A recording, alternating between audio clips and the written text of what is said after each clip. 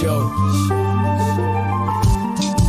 We clash momentarily for class solidarity. Cash circulating, give the masses back its currency. Greed from a leech, oligarchs stay fed. Deep state, fake fed, everybody break bread. Racism, homophobia, sexism, religion in this melting pot we live in. Time to build a new system, unionize labor rights.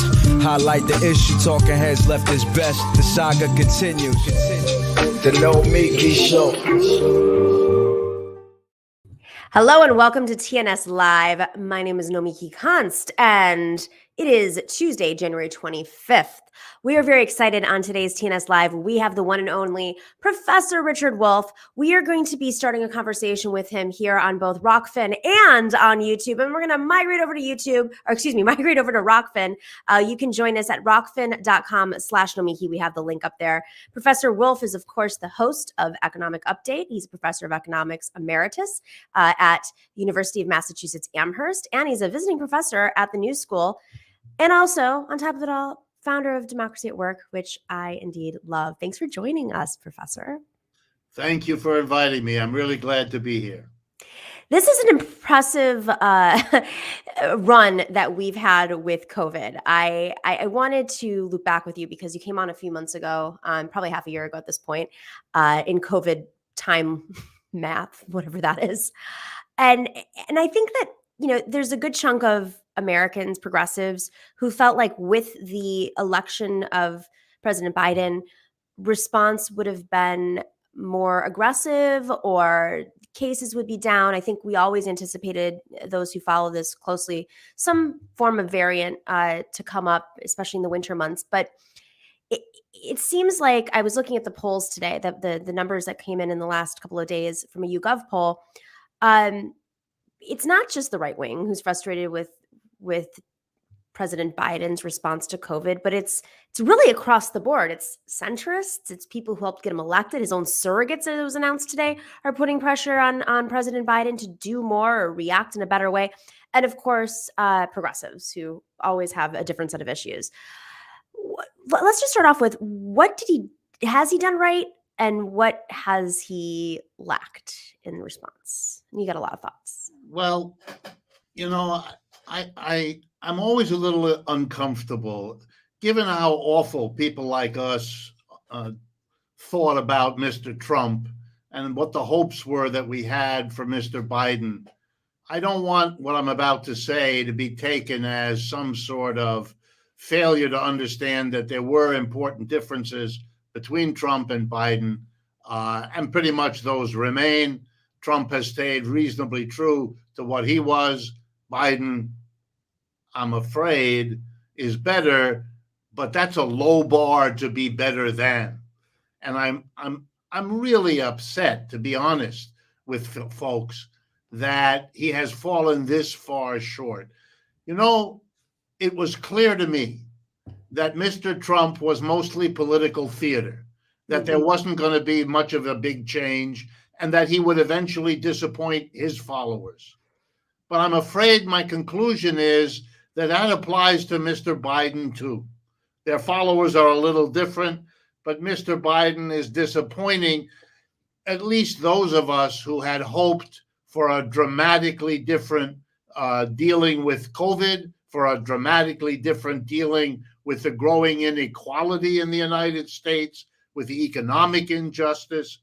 And the truth of it is, and I hate to say it, but it is the truth, that inequality continues to get worse. Under Mr. Biden, he is permitting an inflation to come on top of the last 2 years of difficulty for most Americans. It's really, you can't blame the people for being disappointed. He's simply not mobilizing the kind of change that he wanted us to believe in when he was running. It's interesting you mentioned inflation because across the board, folks are frustrated with inflation. Let's see if I have some of these numbers in front of me.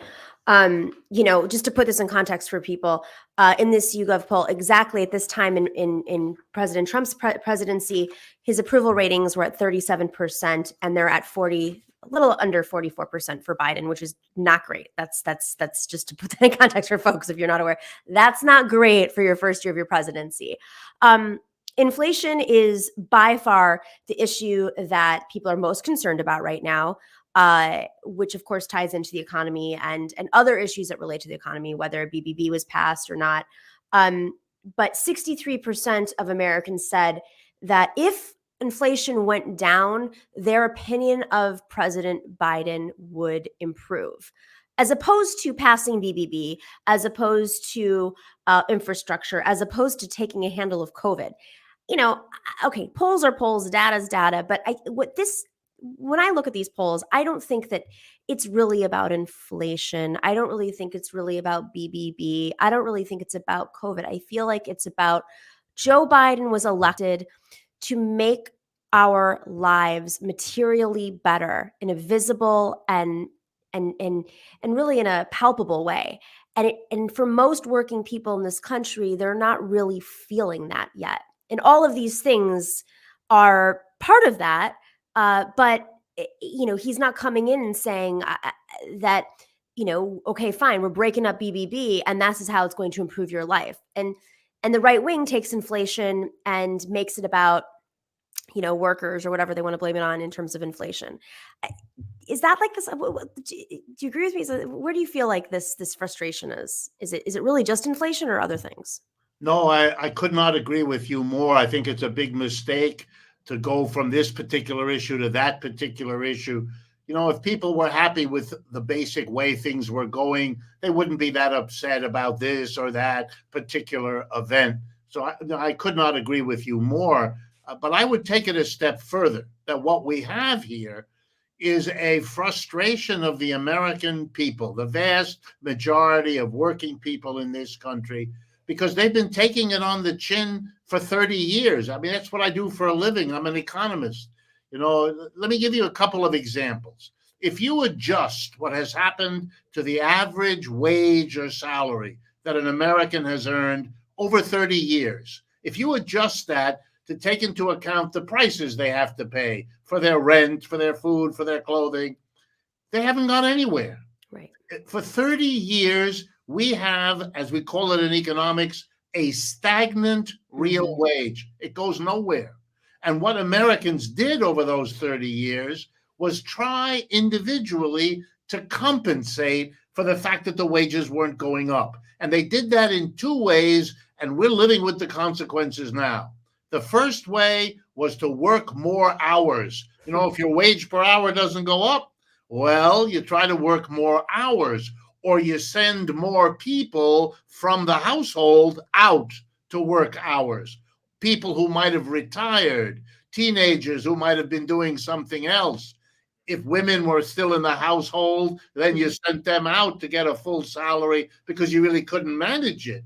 And the other things Americans did to keep on accumulating goods and services was to borrow more money than any working class in the history of the world ever borrowed. So we get to 2008 and to today, and we've got a working class that has not had a wage increase, that is working too many hours in too many jobs for too many people in the family, and is anxiety-ridden about mortgage debt, car payments, credit card debt, and the new one, student debt. It's too much. You've put the people through too much. And then the last 3 years, 2 years of COVID and an economic collapse, and now an inflation. That's why millions of people are quitting their job. Right. That's why you're seeing strikes emerging. People have, you can push people a long time. I'm always impressed how far you can push them. But then you get to the point and suddenly they push back. I think we're at that point in this country right now.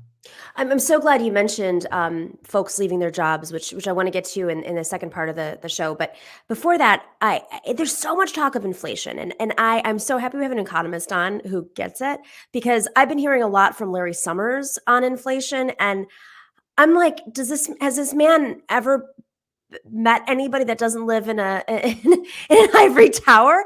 I'm serious, because he's all over the news shows. He's writing op-eds everywhere. Everybody's citing him like he is. I'm old enough to remember when he was wrong in 2008 about inflation and much more. But there's a lot of misconceptions about what caused inflation. Supply chain is obviously a big issue that people are starting to understand in a deeper way, probably more than most Americans understood 2 or 3 years ago. But with that being said, I'm shocked that he doesn't talk about how bosses are like, oh, hey, we have an opportunity here to make a little bit more money, so we're just going to jack up the prices. How much is that part of this inflation issue? It is the crucial part, and I'm very happy that that you see it and that you talk about it, because it is, as you say, very rare. I wish it was only Larry Summers, but there are plenty of other people. Give me a couple of minutes, and I think I can show you and your audience how to think about this. So let's start. An inflation is simply when prices in general go up. It doesn't mean every price goes up the same amount. It doesn't mean that there aren't some things whose prices don't go up, but it's a notion that in general, on the average, prices are going up. And the latest statistics from December of 2020 to December of 2021, we're at the 7% range. That is, prices on average are going up by 7%. Okay, first question. Who sets prices? In other words, who's doing this? Would be a logical first question. And the answer is very simple. Employers. If you've ever been an employee anywhere, you know that one of your things in your job description that was never there was that you were not there to set prices. Your boss does that. The owner, the operator, the board of directors of the company, they're the ones to decide what the prices are of whatever they sell. So if prices are going up, first thing to be clear about is that the employers of this country made the decision to raise the price. Mm-hmm. Nobody else is in that position. Politicians didn't do it. Workers didn't do it. People at home, students didn't do it. The employers, under 1% of our people, made the decision. All right, now number two, why did they do it? Why over the last year did they raise prices on average 7% when in the 10 or 15 years before that, they never did that? What happened? Well, the answer is what every business school in America teaches the students that go there. The job of a business is to make money. Profit is the bottom line. We're in business to make money. I mean, they're told that all the time. All the decisions that they have to make, whether to hire someone, whether to buy a machine, they're all geared to that metric, to that measure, to make more money. So the honest answer to why prices went up is the one you just mentioned in passing. It's because it's a way to make more money, particularly understandable since a lot of these businesses had a rough time over the last couple of years because of COVID and the economy shutting down. They maybe didn't get the profits that they had hoped for. Certainly that was a loss for most Americans one way or another. And they're looking at the current situation and they're going to make up for it. They're going to raise their prices. So once you understand that, then the funny part. Capitalist employers, they know that if they raise the price, Americans are not stupid. They understand that for the exact same blouse or the exact same quart of milk or the exact same pair of shoes, I'm going to have to give more of my money. And therefore, this may be good for the seller of the object, but it's bad for me as the buyer. So they know bad for me, good for him. And that, the seller, the company, the employer. And that worries the employers because that can produce a backlash. So here comes the BS. Blame somebody else. Right. Do your job, figure out. So now here we go. It's the government, or it's the workers who are demanding more wages, or it's the supply chain disruptions, or if you're a Democrat, it's Mr. Trump. If you're a Republican, it's Mr. Biden.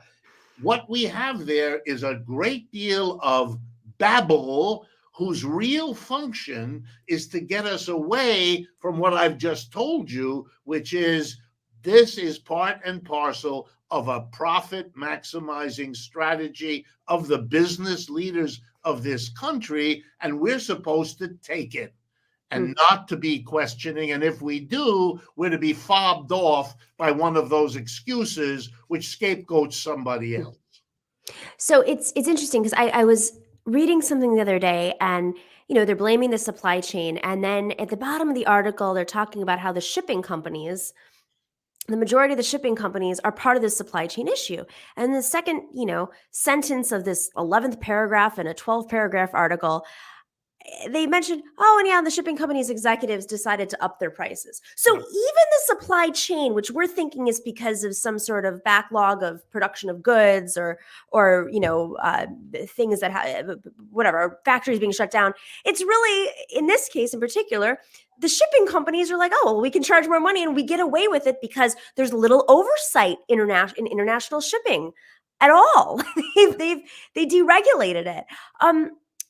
I want to shift gears over to Rokfin real quick, but just to think about while we go into this little break, how can President Biden and the Democrats, while they still hold power, hold these companies accountable? What kind of oversight can they have and regulation currently exists that could really, I mean, if you want to blame President Biden for inflation, then maybe he can do something about it through a regulatory aspect. So we're going to move over to rokfin.com/Nomiki. If you're not already there, we're going to continue our conversation with Professor Richard Wolff about inflation. We're going to talk about strikes and the workforce exodus, and maybe even a little bit about some of the mandates and what's working, what's not right now in terms of public health and also the economy. We'll be right back with Professor Richard Wolff over at rokfin.com/Nomiki.